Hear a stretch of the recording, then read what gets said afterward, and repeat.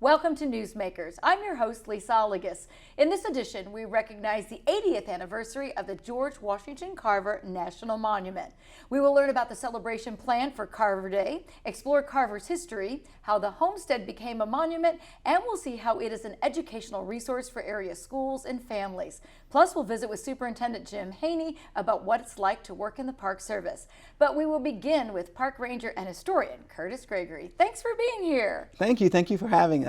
So this is the 80th anniversary of the National Monument. Tell us who was involved in making that happen back in 1943. Yeah, so the park has been there for 80 years, and it was established right after Carver died. Carver died on January 5th, 1943. 6 months later, the park was established. So again, we've been there for 80 years, and really how it kind of got started was local people. It was kind of like a grassroots committee, a man by the name of Richard Pilot. He was originally from Granby, and he was inspired by George Washington Carver.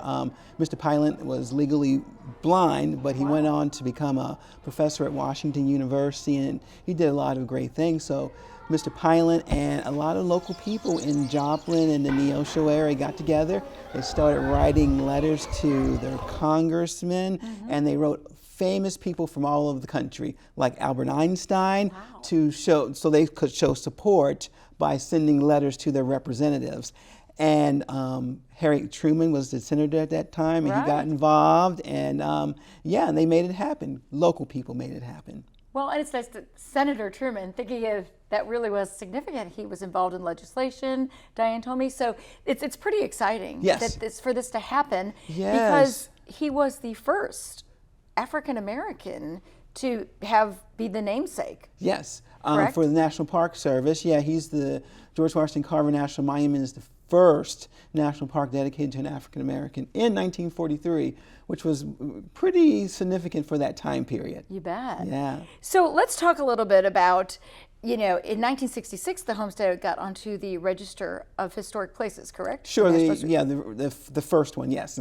Why is that important? Well, it's important because it was George Washington Carver's birthplace, and it was important that it became a part of the National Park Service and on the register, so that we could share this story with people from all over the country as well as around the world.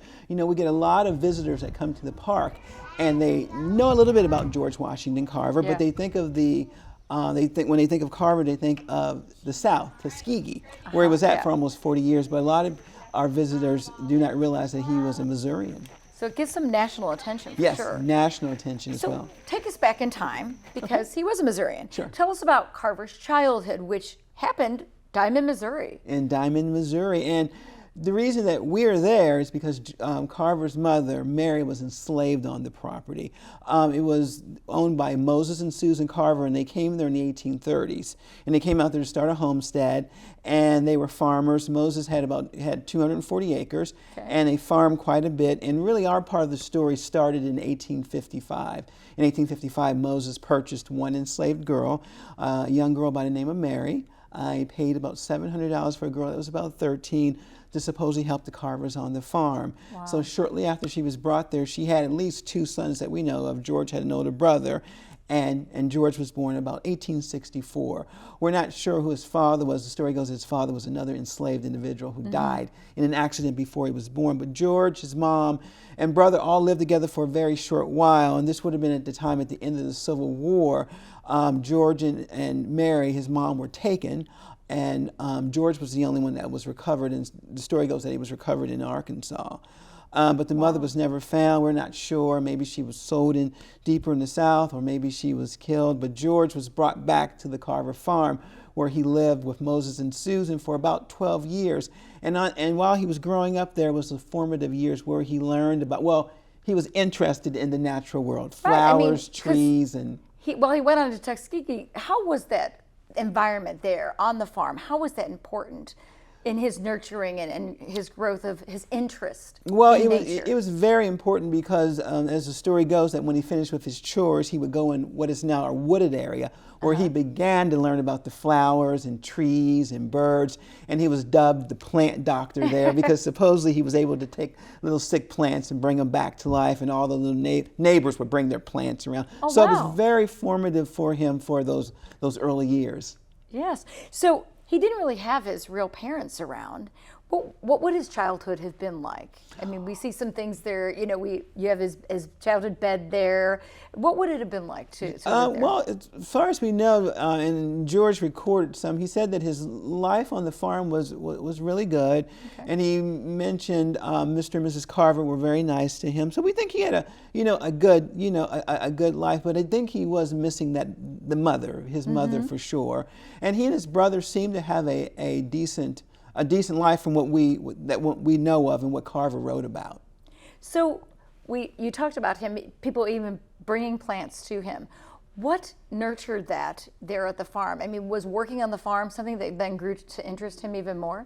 Yes, we believe so. We believe so. When he finished doing his chores and stuff, he would go out into the woods and very curious about the natural world, how a plant would grow, how flowers would grow. He would have had a little secret garden that he would, plant in his little garden. And also in the woods is where he discovered art. Yes, I mean, he is an artist. Yeah, he is an artist, and his first love was art, which he learned on the Carver farm by making his own natural dyes and things like that. So really? So we really believe those were those early years that, led him to become, the agricultural scientist that we know today. Saying it that way, it seems like he was almost like self-educated.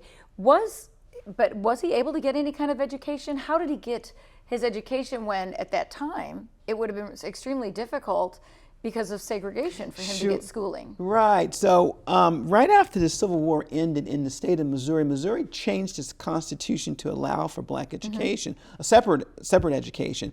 But if there was, in a township, if there was 15 or less blacks, then they were supposedly able to go to the same school as the white kids. So that would have been the case of George and Jim's in Diamond, but we believe the townspeople would not allow that to happen. So Neosho had a larger black population, and so if that population, it was a school. So around the age of 12 or so, he left the Carver farm and went to Neosho for schooling. But we believe that someone gave Moses Carver a little speller, one of those little blue-back spellers, and we think that Susan Carver was able to read and write. So we think that Susan taught him some of the basics, and George claimed that he learned everything in that little book. Would you say the odds were against him in getting an education and learning, or? Oh, sure. But he had the determination that he would never give up. Yeah. I mean, he achieved so many different things, and I've heard that he's, had hundreds of patents. So can you go through some of his achievements for us? Okay, And his discoveries. And, sure. And I know part of that was in Iowa, but then also Tuskegee. So tell us his path to making those discoveries. Yeah, so when he left the Carver farm, he went to Neosho. From Neosho, went to Kansas, spent several years in Kansas trying to get an education. Went to a school in Kansas called Highland College. Applied on paper, got rejected because he was black, but on paper he was accepted. Wow. Very disappointed, stayed in Kansas for a little while, and then moved on to Iowa, where he went to Simpson College, the first college in Indianola, which we studied art, then went on to what is now Iowa State University, where he graduated with 2 degrees in agriculture. First black to receive both degrees from Iowa State, and then went to Tuskegee in 1896. And that's where we know the most about George, working with peanuts and soybeans and sweet potatoes, being a teacher in the classroom. And something that I think is very important is going out into the rural communities and helping farmers, teaching them about crop rotation and diversifying his crops and things. And again, going into his laboratory and working on different uses. George never invented anything, but he came up with uses of peanuts and sweet potatoes and soybeans. And for patents, he only had 3 patents. Okay. 2 patents on paint stains, and 1 patent on a lady's facial cream. Wow. Yeah. So most of the things that George did, he would often like to give away for free. He said that God gave them to him for free, so he would share with everyone for free. That's amazing. Yeah. What a legacy for him. For a legacy, for sure. So at the monument, people can listen to Carver speak. Sure. And he has a very high voice. Yes. Tell us why that is and what happened. You know, we're really not sure why his voice was so high pitched. It was very high pitched, and some believe that when he was brought back to the Carver farm from being abducted, he had whooping cough, and some think it could have damaged the voice box or so.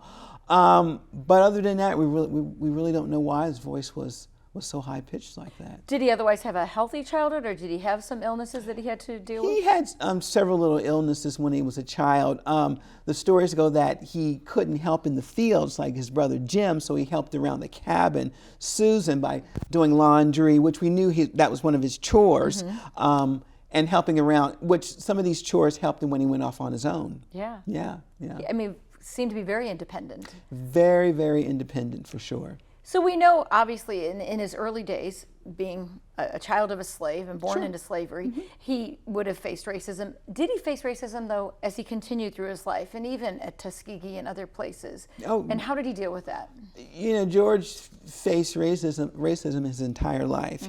You know, he was born into the institution of slavery, but he didn't experience slavery. But he experienced Jim Crow and segregation his entire life. And he seemed to have tried to have a positive attitude the whole time with that. But his entire life he's faced, different obstacles with racism and things like that, but he still tried to move forward.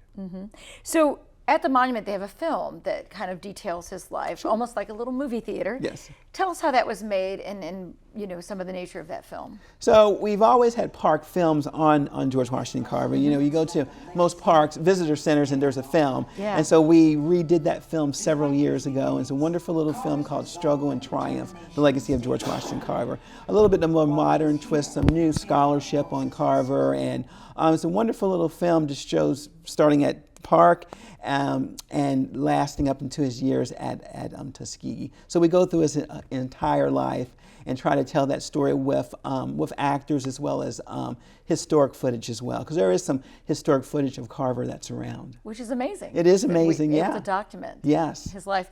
So Carver Days is coming up, Carver Day. Yes, Carver and Day. It is July 8th. Tell us how that kind of helps people to learn about Carver and experience maybe his life there in Diamond. Yes, so we Carver Day is a one-day celebration. We celebrate Carver's life every day, but we go all out for the July event and basically talking about Carver's life, celebrating the legacy of the establishment of the park, as well as George Washington Carver's life. So we will have guest speakers, we'll have music groups, we'll have resource exhibitors all over the park, we'll have education programs, we'll make peanut milk for sure. And it's just a fun day of celebrating the establishment of the park as well as the legacy of George Washington Carver. And we know he had some struggles. Tell us how important faith was in his life. Faith was very important in his life, very, very important in his life. Throughout his entire life, he was guided by faith. And we believe it started on the Carver farm and got stronger when he got to Neosho with a lady by the name of Mariah Watkins, who he lived with when he went to Neosho. She was very spiritual. George went to church with her. She introduced George to the black community, and throughout his entire life, faith was a part of his life. Sounds like she was a very vital connection for him. She was a very, very vital connection in George's life. She may have been the first black woman that George would have ever seen. She was very special, and George stayed in touch with her for the rest of her life, which she supposedly lived to be 101 or so in Neosho. And so was that rare for the Carvers to be willing to let him go? Was it exceptional? I would say they really didn't have a choice. He was a free person, and he was living with Moses and Susan, and apparently he just said he wanted to go to school. And they said okay. And they said okay. He left there about 1876. He walked to Neosho. Wow. The 8 miles or so. Didn't know anyone in Neosho. Found the school. Found Mariah and Andrew's house nearby. Supposedly stayed in a barn or shed. And they took him in. How wonderful. What a legacy. And it was never giving up. Never giving up, Never you bet. giving up. Well, Curtis Gregory, thank you for sharing all this information with us. Well, thank you very much. Well, we know that history is a big part of the George Washington Carver National Monument, but for school children who visit, it offers a variety of educational opportunities. We learned about a few of those as we followed third graders from Webb City. This is more than a walk in the park for third graders from Webster Primary School in Webb City. Their visit to the George Washington Carver National Monument lets them step into a different time and place. What do you think you see? This is an old house. Whose old house? Speak with your chest. What is his name? George Washington Carver! Absolutely. What are these beams made out of? Wood. Can you put your fingers in there and investigate? Exploration in the outdoor world that was the farm home to George is a great way for students to learn about his life and history.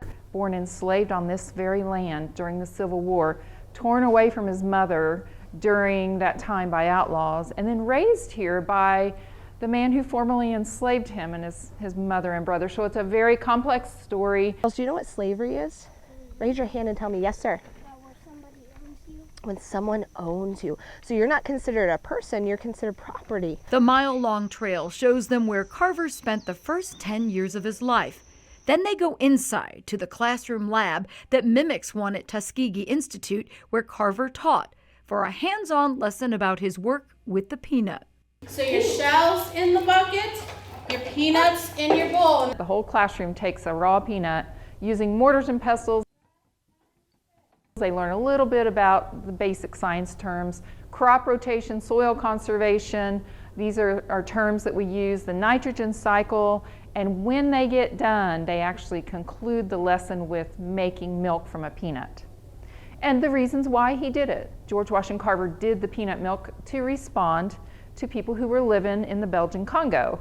And so they were having difficulty with an insect that was killing their cows. So he made a milk substitute, a plant-based milk. Learning by doing and discovery. Students spend time in the discovery area looking in microscopes, basketing the fruit crop, and listening to Carver himself speak. Election of the Carver Creative Research Laboratory. It's a multi-level field trip in high demand by teachers. Well, we may be a little bit biased about why it's so popular, but it truly is a valuable field trip. It hits the curriculum. It makes a fantastic connection to what they're needing to teach.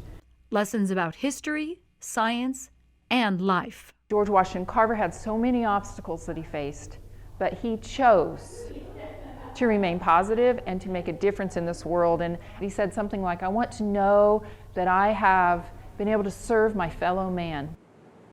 We're back in the studio, and we're joined now by Park Superintendent Jim Haney. Welcome. Thank you for having me on the show. You are closing in on retirement. Yes, I am. How many years have you been in the Park Service? A little over 33 years. Wow. And about a little under 15 years at George Washington Carver.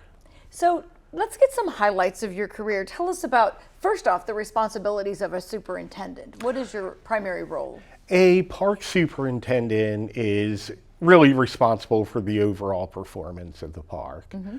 The budgeting, the facilities operations, the visitor services operation, and of course the preservation of our historic, natural, and cultural resources at the park.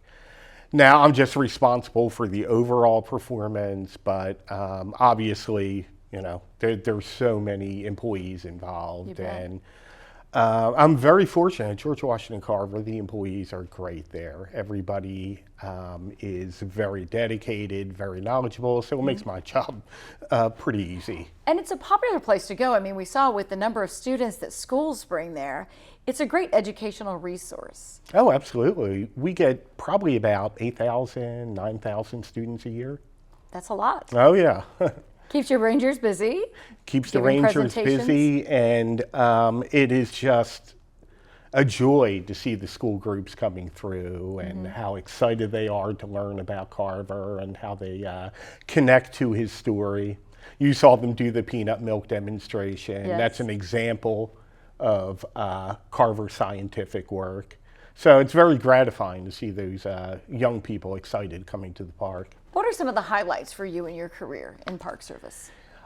In my career, I've worked in probably, I can't count them all off the top of my head, but about 6 different parks. some of the highlights would be, well, first, my first year at Independence National Historical Park, working at the Liberty Bell Independence Hall. Wow. Yeah, just Independence has some of the greatest historical resources in the country. Yeah. During that time, I got to meet the Dalai Lama, which was pretty cool. Yeah. I worked for a couple of years at the Edgar Allan Poe House, which is also in Philadelphia. I was a literature major, so it fit my interest and my education pretty well. Got to meet Warren Zevon, the singer-songwriter, who I'm a big fan of his, so it was kind of cool meeting an idol.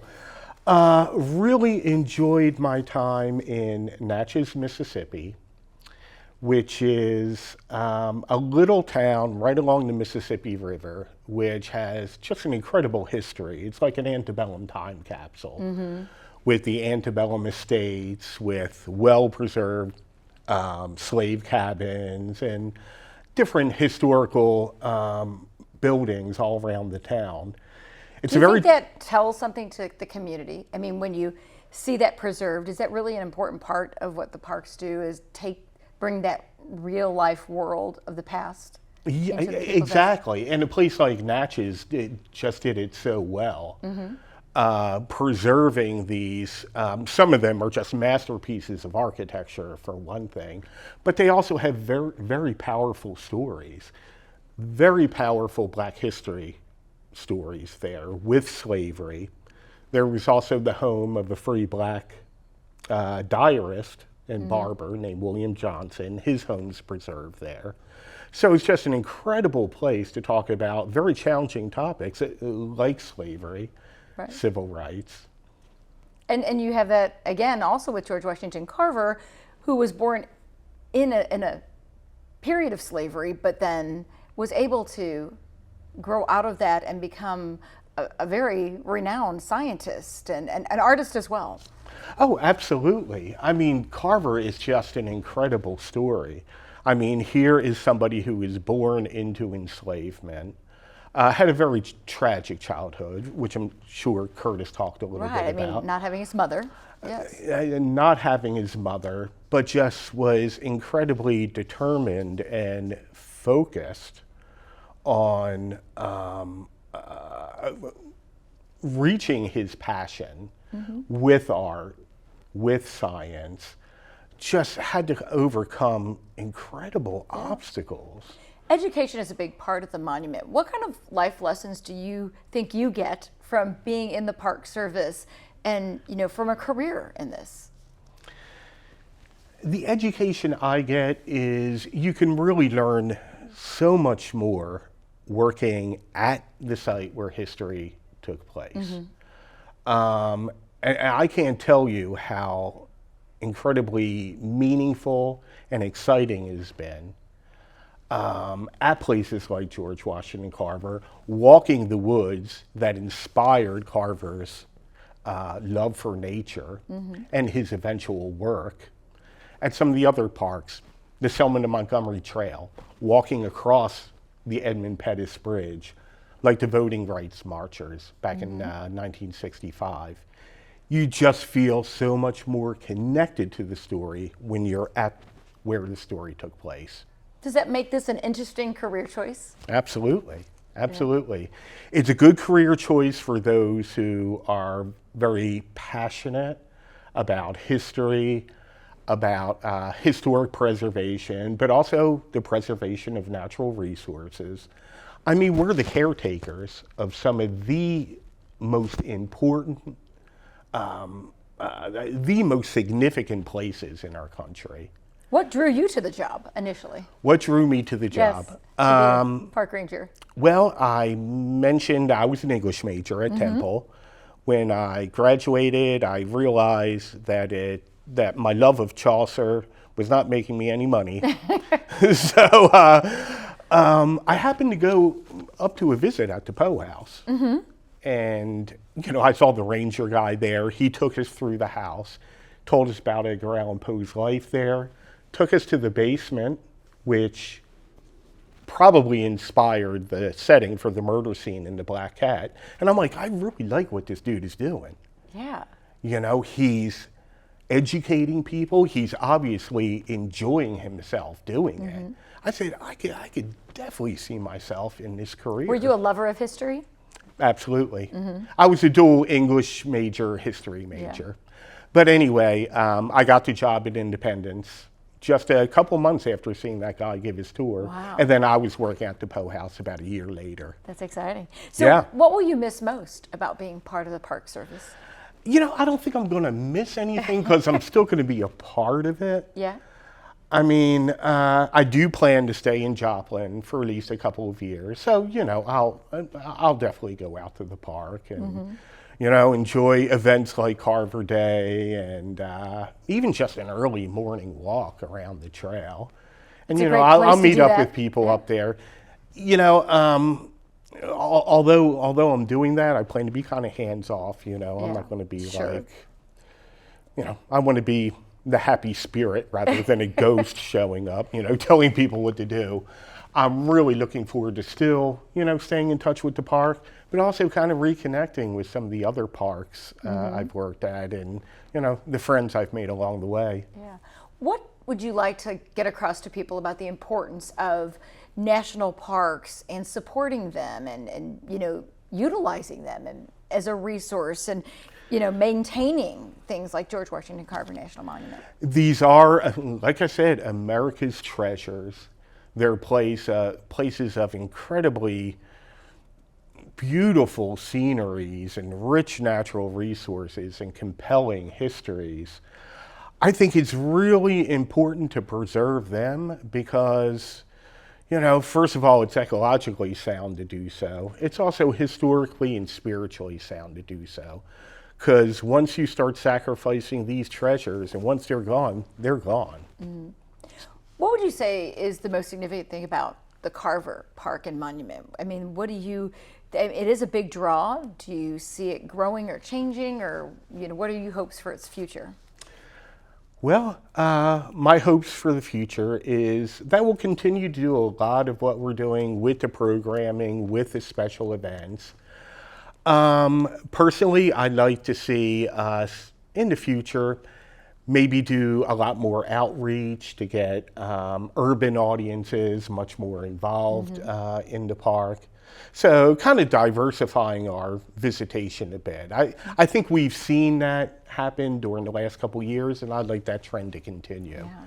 You know, letting everybody know, no matter who you are, where you're from, what your background is, this park is here for you. But it certainly reminds us of our past and some profound developments of this wonderful person. Absolutely, absolutely. And although I've been at, 14 years, I guess is a long time, it's cool to see some of the changes there. Yeah. All right. Well, thank you, Jim Haney, and congratulations. Good luck on your Well, thank retirement. you. I really appreciate the opportunity to be here today, and thank you for your support of the park. And that wraps up this edition of Newsmakers. We hope you will make a visit to George Washington Carver National Monument and Park to take advantage of the history there. And don't forget about Carver Day, July 8th from 10 a.m. to 3 p.m. I'm Lisa Allegas. Thanks for watching.